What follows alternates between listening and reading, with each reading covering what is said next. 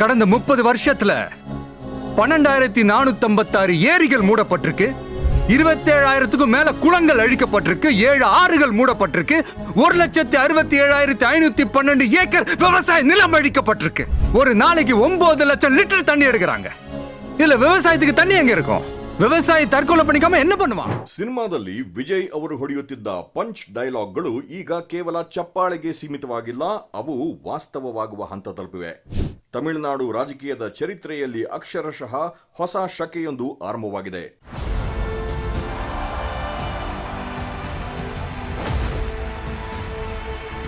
யாரு மேல யாரு கீழே அப்படின்ற பாகுபாடெல்லாம் எப்போ நம்ம பார்க்க போறதே இல்ல. நம்மளை பொறுத்த வரைக்கும் நம்ம எல்லாருமே ஒண்ணுதான், நம்ம எல்லாருமே சமம் தான். அதனால என் நெஞ்சில் கொடி இருக்கும். ಎಂಜಿಆರ್, ಕರುಣಾನಿಧಿ, ಜಯಲಲಿತಾ ಅವರಂತಹ ಘಟಾನುಘಟಿ ನಾಯಕರು ಮೆರೆದ ದ್ರಾವಿಡ ರಾಜಕಾರಣದ ಪ್ರಯೋಗಶಾಲೆ ಎಂದೇ ಕರೆಯಲ್ಪಡುವ ತಮಿಳುನಾಡಿನಲ್ಲಿ ಈಗ ಮತ್ತೊಮ್ಮೆ ಸಿನಿಮಾ ಗ್ಲಾಮರ್ ಮತ್ತು ಜನಸಾಮಾನ್ಯರ ಆಕ್ರೋಶದ ಸಮ್ಮಿಲನ ಗೆದ್ದಿದೆ. ನಿನ್ನೆಯವರೆಗೂ ಕೋಟ್ಯಂತರ ಅಭಿಮಾನಿಗಳ ಆರಾಧ್ಯ ದೈವ, ಕಾಮನ್ ಮ್ಯಾನ್ಗಳ ಸೂಪರ್ ಸ್ಟಾರ್ ಆಗಿದ್ದ ದಳಪತಿ ವಿಜಯ್ ಇಂದು ಜನರ ಅಭೂತಪೂರ್ವ ಆಶೀರ್ವಾದದೊಂದಿಗೆ ತಮಿಳುನಾಡಿನ ಸಿಎಂ ಕುರ್ಚಿಯ ಪಕ್ಕ ಬಂದು ನಿಂತಿದ್ದಾರೆ. ಇದು ಕೇವಲ ಒಂದು ಚುನಾವಣೆಯ ಪಲ್ಲಟವಲ್ಲ, ಬದಲಾವಣೆ ಬಯಸಿದ ಜನರ, ಅದರಲ್ಲೂ ವಿಶೇಷವಾಗಿ ಯುವ ಜನತೆಯ ಮೌನ ಕ್ರಾಂತಿ. 2026ರ ತಮಿಳುನಾಡು ವಿಧಾನಸಭಾ ಚುನಾವಣೆ ಕೇವಲ ಒಂದು ಚುನಾವಣೆಯಾಗಿರಲಿಲ್ಲ, ಅದೊಂದು ವ್ಯವಸ್ಥೆಯ ವಿರುದ್ಧದ ಮಹಾಸಮರ.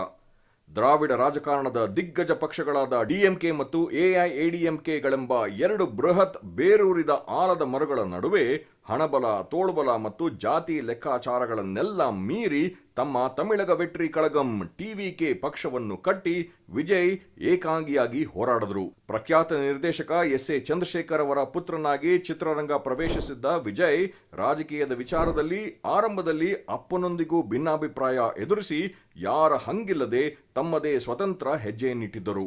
ತಮಿಳುನಾಡಿನ ಮೂಲೆ ಮೂಲೆಗಳಲ್ಲಿ ಅವರು ನಡೆಸಿದ ಪ್ರಚಾರ, ಹಳ್ಳಿಗಳಲ್ಲಿ ಜನಸಾಮಾನ್ಯರೊಡನೆ ಬೆರೆತ ರೀತಿ ಅವರ ಬಗ್ಗೆ ಇದ್ದ ಕೇವಲ ನಟ ಎಂಬ ಹಣೆಪಟ್ಟಿಯನ್ನು ಅಳಿಸಿ ಹಾಕಿತು.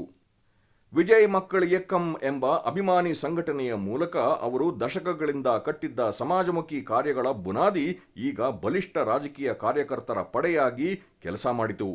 ಸಿನಿಮಾದಲ್ಲಿ ವ್ಯವಸ್ಥೆಯ ವಿರುದ್ಧ ಸಿಡಿದೆದ್ದಿದ್ದ ನಾಯಕ ಈಗ ತಾವೇ ಆ ವ್ಯವಸ್ಥೆಯನ್ನು ಸರಿದಾರಿಗೆ ತರಲು ಅಸಲಿ ಮಾಸ್ಟರ್ ಆಗಿ ಅಧಿಕಾರದ ಚುಕ್ಕಾಣಿ ಹಿಡಿಯಲು ಸಜ್ಜಾಗಿದ್ದಾರೆ.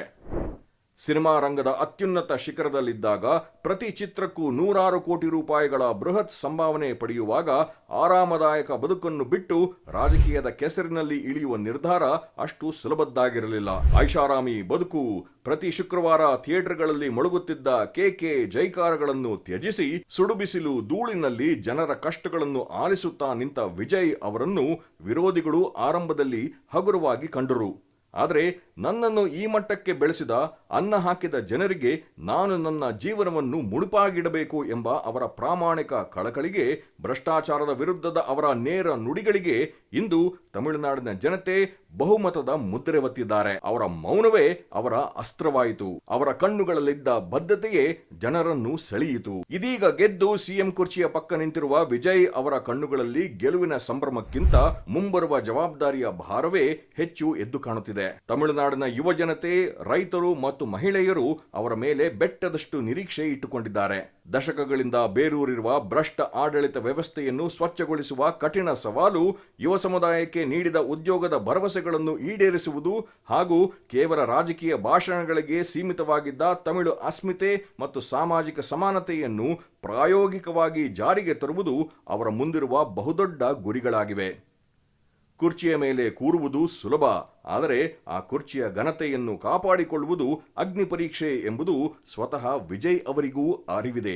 ಅಭಿಮಾನಿಗಳ ಪಾಲಿನ ಇಳಿಯ ದಳಪತಿ, ನಾಡಿನ ಜನರ ಪಾಲಿನ ಕಾಮನ್ ಮ್ಯಾನ್ ಈಗ ತಮಿಳುನಾಡಿನ ಮುಂದಿನ ಮುಖ್ಯಮಂತ್ರಿಯಾಗಿ ಪ್ರಮಾಣ ವಚನ ಸ್ವೀಕರಿಸಲು ಕ್ಷಣಗಣನೆ ಆರಂಭವಾಗಿದೆ. ಇದು ಕೇವಲ ಒಬ್ಬ ನಟನ ಗೆಲುವಲ್ಲ, ಪರ್ಯಾಯ ರಾಜಕಾರಣವನ್ನು, ಪಾರದರ್ಶಕ ಆಡಳಿತವನ್ನು ಹಂಬಲಿಸುತ್ತಿದ್ದ ಕೋಟ್ಯಂತರ ತಮಿಳು ಕಣ್ಮಣಿಗಳ ಗೆಲುವು.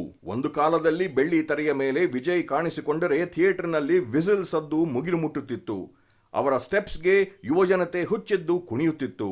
ಆದರೆ ಇಂದು ಆ ಸದ್ದು ಬದಲಾಗಿದೆ. ಇಡೀ ತಮಿಳುನಾಡಿನ ಮನೆಗಳಲ್ಲಿ ಆಶಾವಾದದ ಮತ್ತು ಗೆಲುವಿನ ವಿಸಿಲ್ ಮಾರ್ದನಿಸುತ್ತಿದೆ. ನಾಯಕನಾಗಿ ಜನರನ್ನು ರಂಜಿಸಿದ್ದು ಮುಗಿದಿದೆ. ಈಗ ಜನನಾಯಕನಾಗಿ ನಾಡು ಕಟ್ಟುವ ಸಮಯ. ಆಡಳಿತದ ಚುಕ್ಕಾಣಿ ಹಿಡಿಯಲಿರುವ ದಳಪತಿಯ ಈ ಹೊಸ ಇನ್ನಿಂಗ್ಸ್ ಹೇಗಿರಲಿದೆ ಎಂಬುದನ್ನು ಇಡೀ ದೇಶವೇ ಬೆರಗಾಗಿ ನೋಡುತ್ತಿದೆ.